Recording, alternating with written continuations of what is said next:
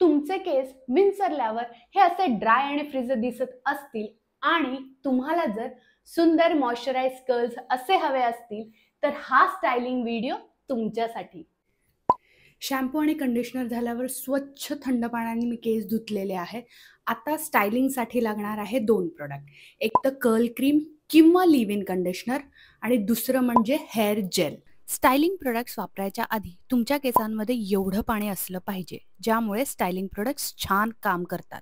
मी शक्यतो स्टायलिंग करण्याच्या आधी 3 सेक्शनमध्ये हेअर डिवाइड करून घेते, ज्यामुळे स्टायलर्स प्रत्येक केसाला अप्लाय होतात. सेक्शन न करता पण तुम्ही प्रोडक्ट्स अप्लाय करू शकता. सगळ्यात आधी मी कर्ल क्रीम घेते किंवा लिव्ह इन कंडिशनर. ते दोन्ही हातांच्या मध्ये छान पाणी ॲड करून इमल्सिफाय करून घ्यायचं आणि मग अशा पद्धतीने ते आपल्या संपूर्ण हेअर स्ट्रँडवर अप्लाय करायचं. याला कर्ली गर्ल लँग्वेजमध्ये रोपिंग मेथड असंही म्हणतात. आणि कोणतेही स्टायलर्स तुमच्या स्कॅल्पवर लावायचे नाही, ते फक्त हेअर लेंथवर अप्लाय करायचे.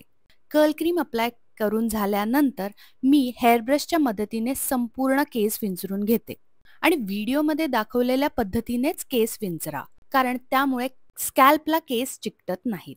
आता हेअर ब्रश वापरल्यामुळे प्रत्येक केसाला हेअर क्रीम हे खूप छान अप्लाय होतं.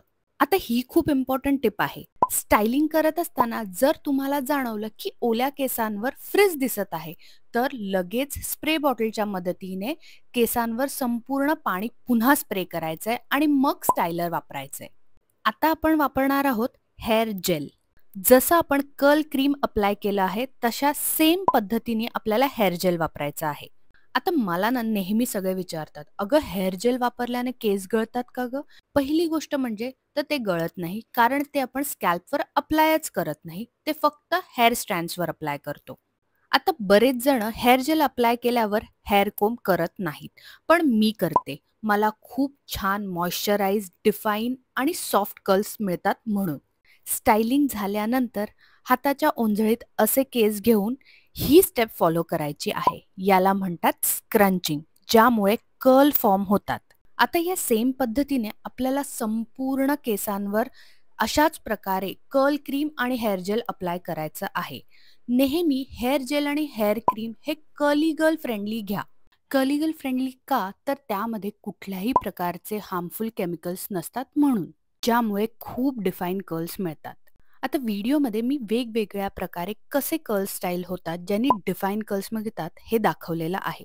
आता पर्सनली मी अशा प्रकारे कर्ल्स नेहमी करत नाही, कारण हे खूप टाइम कन्झ्युमिंग आहे. आता एवढी मेहनत घेऊन स्टायलिंग मी तेव्हाच करते जेव्हा लग्न समारंभ आहे किंवा कुठला तरी इव्हेंट आहे आणि मला बरेच दिवस तसेच कर्ल्स ठेवायचे आहेत न धुता, तेव्हाच मी ही स्टायलिंग प्रेफर करते. आता संपूर्ण प्रोडक्ट ॲप्लिकेशन नंतर म्हणजेच कर्ल क्रीम आणि हेअर जेल अप्लाय केल्यानंतर अशा प्रकारे केस शेक करून घ्यायचे आहेत, म्हणजे केस तुमच्या स्कॅल्पला चिकटत नाहीत. आणि त्यानंतर हलक्या हाताने तुम्हाला असं स्क्रंच करायचे आहेत, ज्यामुळे कर्ल पॅटर्न तयार होतं आणि कर्ल फॉर्मेशन खूप छान दिसतं. आता यापुढची प्रोसेस ही खूप इम्पॉर्टंट आहे, ज्यामुळे तुमचे केस फ्रिझी होत नाहीत. स्टायलिंग पूर्ण झालेलं आहे. आता आता हे मी 10 मिनटं ठेवणार आहे. ह्याला वेट प्लॉपिंग असं म्हणतात. ह्याच्यानंतर बाथरूममधनं बाहेर गेल्यावर तुम्हाला हे केस कसे बांधायचे आहेत, कसे वाळवायचे आहेत, कुठला टॉवेल यूज करायचा आहे, हे सगळे टिप्स मी तुम्हाला सांगणार आहे, ज्यामुळे तुम्हाला फ्रिज फ्री कर्ल्स मिळतात. कारण ओले केस सतत हात लावल्याने त्याला फ्रीज क्रिएट होते आणि वाळल्यावरही ते फ्रिजेस दिसतात. मग एवढी सगळी प्रोसेस करून त्याचा काहीही उपयोग होत नाही. म्हणून शेवटपर्यंत व्हिडिओ नक्की पहा. आता स्टायलिंग करून जेव्हा आपण बाहेर आलेलो आहोत, आता मायक्रोफायबर टॉवेल किंवा जुना टी शर्ट घ्यायचा आणि अशा प्रकारे केसातलं एक्सेस पाणी आणि एक्सेस प्रोडक्ट काढून टाकायचं आहे. याच्यामुळे तुमची जी ड्राईंग प्रोसेस आहे ती कमी होते, केस लवकर वाळायला मदत होते. अशा प्रकारचा मायक्रोफायबर बॉनेट सुद्धा तुम्ही वापरू शकता. याला सुद्धा प्लॉपिंग असंच म्हणतात. आता जेव्हा आपण नवीन नवीन स्टायलिंग प्रोडक्ट्स वापरायला लागतो, तेव्हा ना आपण त्याची क्वांटिटी खूप वापरतो आणि यामागचं रिझन म्हणजे खूप प्रोडक्ट्स वापरले किंवा खूप क्वांटिटी वापरली तर कर्ल्स खूप सुंदर दिसतील, नाही. खूप कमी क्वांटिटी वापरायची आणि प्रत्येक वेळेस त्यामध्ये पाणी ॲड करायचं. जेवढं कमी प्रोडक्ट वापराल आणि पाणी ॲड कराल तेवढे कर्ल्स खूप छान सॉफ्ट आणि बाउन्सी होतात. आता ही खूप इम्पॉर्टंट टिप आहे. बोनेट काढायच्या आधी एक तर तुम्ही जर्सी मटेरियलचे कपडे घाला केस वाळत असताना, किंवा अशा प्रकारचा सॅटिन स्कार्फ आपल्या टी शर्टवर बांधून घ्या, ज्यामुळे ओल्या केसांमध्ये फ्रिक्शन होत नाही आणि फ्रिज क्रिएट होत नाही. त्याच्यामुळे ही खूप इम्पॉर्टंट टिप आहे. त्याच्यासाठी केस वाळताना हे नक्की करा. आता बोनेट काढल्यानंतर अशा प्रकारचे छोटे क्लिप्स वापरायचे आपल्या क्राऊनवर व्हॉल्यूम क्रिएट करायला. अशा प्रकारे त्या छोट्या छोट्या क्लिप्स आपल्या केसांमध्ये, ओल्या केसांमध्ये क्लिप करून ठेवायच्या केस 100% वाळेपर्यंत.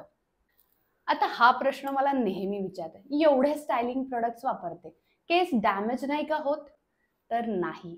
जेव्हा मी स्टायलिंग प्रोडक्ट्स वापरते तेव्हा मी ते फक्त आणि फक्त हेअर लेंथवर लावते, स्कॅल्पवर लावत नाही. त्याच्यात पण मी सीजी फ्रेंडली प्रोडक्ट्स वापरते. आता सीजी फ्रेंडली म्हणजे कर्लिगल फ्रेंडली प्रोडक्ट्स, ज्यामध्ये हार्मफुल केमिकल्स नसतात. त्याच्यामुळे माझे कर्ल्स डॅमेज होत नाहीत. आता क्लिप लावल्यानंतर तुम्ही एकतर डिफ्यूज करू शकता डिफ्युजरनी, किंवा मग एअर ड्राय करू शकता. हेअर डिफ्युजर हे असं असतं आणि नेहमी डिफ्युजर कोल्ड शॉटवर वापरा, जेणेकरून केस डॅमेज होत नाही. केस वाळले की ते असे दिसतात. क्लिप्सचा वापर करूनही तुमचा क्राउन एरिया हा असा फ्लॅट आणि केसांमध्ये अजिबात व्हॉल्यूम दिसत नाही. त्यासाठी अशा प्रकारचा कंगवा मी रेकमेंड करेन. ओके, यासाठी तुम्हाला केस अपसाइड डाऊन म्हणजे असे करायचे आहेत आणि या कंगव्यानी व्हॉल्यूम क्रिएट करायचा आहे अशा प्रकारे. याला रूट्स लिफ्टिंग असं म्हणतात. जे काही केस तुमच्या स्कॅल्पला चिकटलेले असतात ते इथे असे मोकळे होतात आणि क्राउनला व्हॉल्यूम क्रिएट होतो. ही सेम पद्धत तुम्ही तुमच्या बोटांनीही करू शकता. हे बघा, अजून एक गोष्ट, खूप महाग प्रोडक्ट वापरले की खूप सुंदर रिझल्ट मिळतो नाही. कर्लिगल मेथडमध्ये टेक्निक ही महत्वाची आहे. खूप स्वस्त प्रोडक्टनी पण तुम्हाला खूप सुंदर मॉइश्चराइज कर्ल्स मिळतात. त्यामुळे टेक्निकवर लक्ष द्या. आपण वर्षोनवर्ष ना खूप चुकीच्या पद्धतीने आपल्या केसांची काळजी घेतली आहे. त्याच्यामुळे शॅम्पू, कंडिशनर आणि ऑइलिंग करायची योग्य पद्धत मी माझ्या चॅनलवर शेअर केली आहे. तर तो व्हिडिओ नक्की पहा, त्याची लिंक मी इथे दिलेली आहे. आणि कर्ल स्टायलिंग विषयी तुम्हाला कुठलेही प्रश्न पडलेले असतील तर ते मला कमेंट बॉक्समध्ये नक्की विचारा. मी सगळ्या प्रोडक्टच्या लिंक्स माझ्या डिस्क्रिप्शनमध्ये देईन. नेक्स्ट व्हिडिओमध्ये मी तुम्हाला सांगणार आहे की हे जे आपण इतके सुंदर नॅचरल कर्ल्स क्रिएट केलेले आहेत ते प्रिझर्व कसे करायचे, म्हणजे उशी कुठली वापरायची, सॅटिन स्कार्फ वापरायचा की नाही, जर थोडीफार फ्रीज क्रिएट झाली आहे न हेअर वॉश करता ती फ्रीज कशी घालवता येते. आणि आजचा हा कर्ल स्टायलिंग व्हिडिओ जर तुम्हाला आवडला असेल तर माझ्या चॅनलला नक्की लाईक, शेअर आणि सबस्क्राईब करा. थँक्यू.